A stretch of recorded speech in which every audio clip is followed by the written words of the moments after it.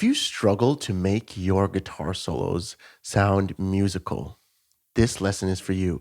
If you feel like you know some pentatonic shapes and you've heard of a triad, but you're not really sure how to make music from it, this lesson is also for you. If this is the first time we're meeting, my name is Alec Lehrman. I've played on Grammy-nominated records.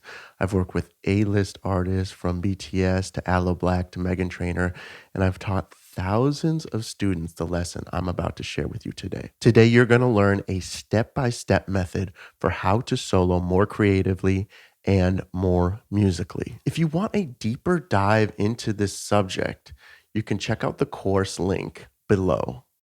Step one in this method is to understand the pentatonic scale. And trust me, we're going to go a lot further than this, but this is just step one. Most of you are familiar with this pentatonic shape. It's a B minor pentatonic shape, or it's also known as a D major pentatonic shape. Step two is to know the major scale. So we're going to add 2 notes to that pentatonic scale from step one. Basically, we're just going to add this G note and this C sharp note. So it sounds like this. And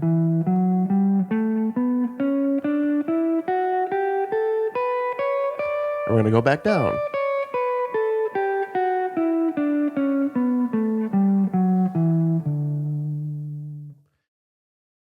Now, step 3 is where things get interesting. This is where you're going to start using triads to outline the chord changes. If this is the first time you're hearing of a triad is just a 3-note chord. So rather than playing a big bar chord like this, all you're going to do is just play 3 notes from that bar chord. And that's it.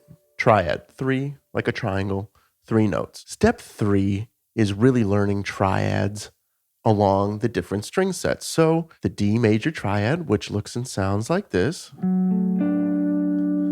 The G major triad, which looks and sounds like this.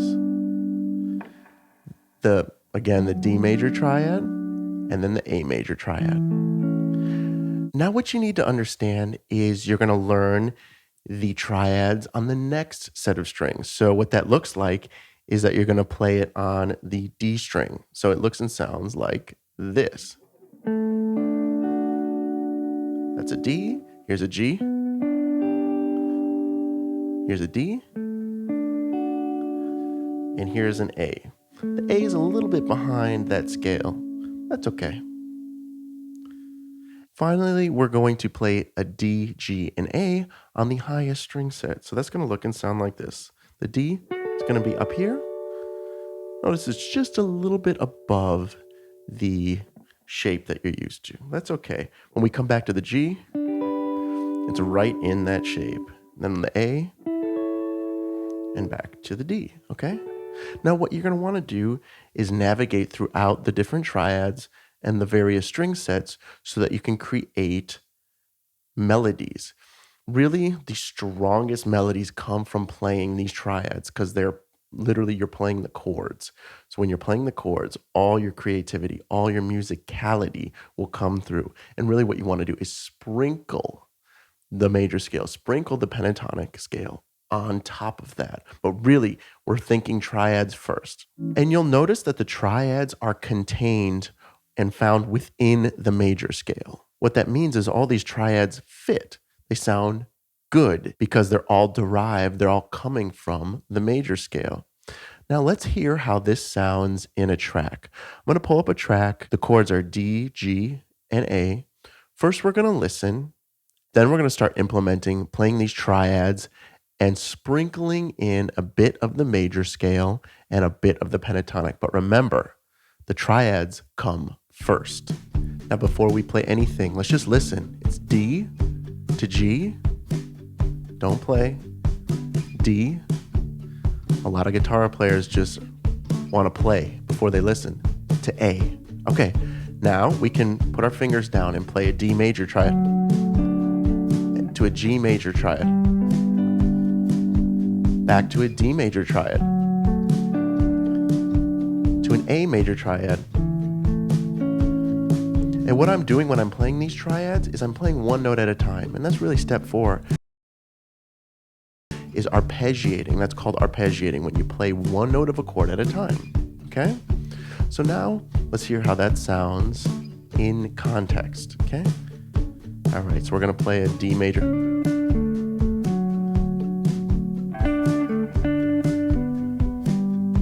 To G, to a D,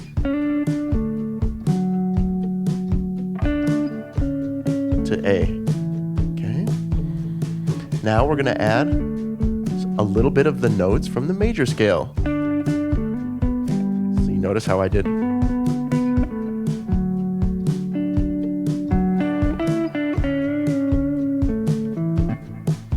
Whoop.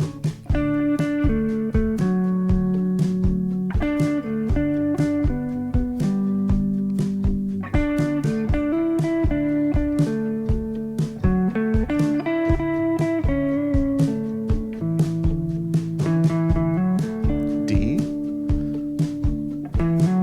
G, add a little of that pentatonic major scale. Okay. So now let's hear how all those triads across all the different string sets sound when we're playing and soloing.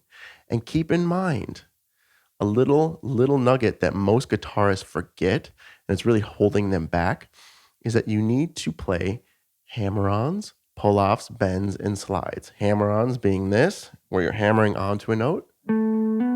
Pull-offs, which is the exact opposite. You're taking your finger and pulling off, plucking and pulling off. Bends, which is you're literally bending, and you're sliding as well. So if we combine all of that, which is step one, let's review really quick. Pentatonic. Step two, major scale. Step three is the triads across the string sets.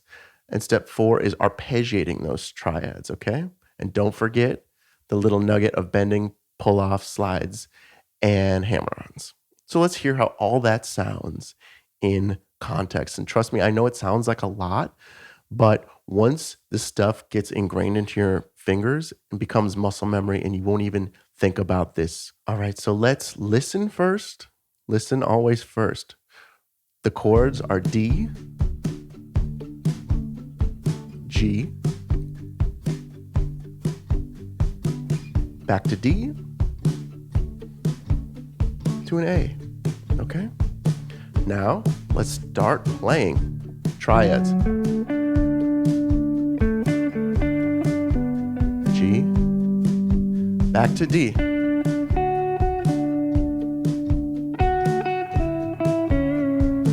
To an A, and then we're just gonna repeat.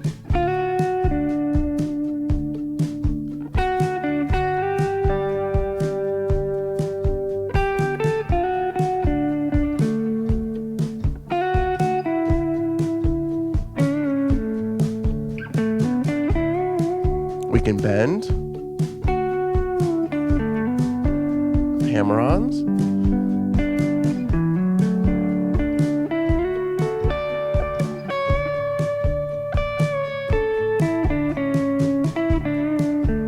D,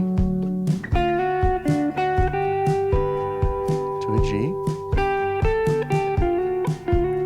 bending, or sliding,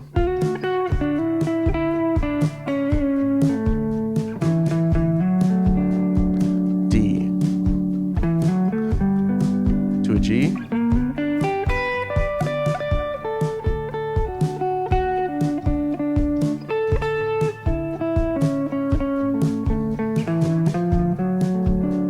all right, we're going to keep doing this.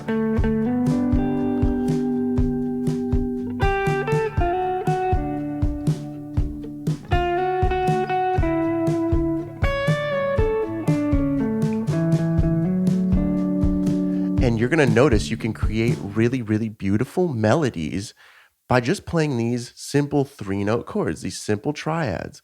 So once again, if you want a deeper dive on this subject, you can check out the course in the description. But really, it's so simple. It's a 4-step method. Step 1, we're going to learn that pentatonic. Step 2 is we are going to play the major scale. Step 3, triads, and that is the biggest one. Triads are first and foremost, and everything else is like sprinkles on top. It's like triads are your cake, all the scales are the sprinkles on top of the cake. You can't you can't have a cake without the triads. And then finally, step 4 is arpeggios, which is just a fancy way of saying play a chord, but play it one note at a time. If you want a deeper dive on this subject matter, there is a course waiting for you in the description. Now that you understand this concept, you're going to want to take a look at how to play triads and use this method in a minor setting. You want to check out this video here.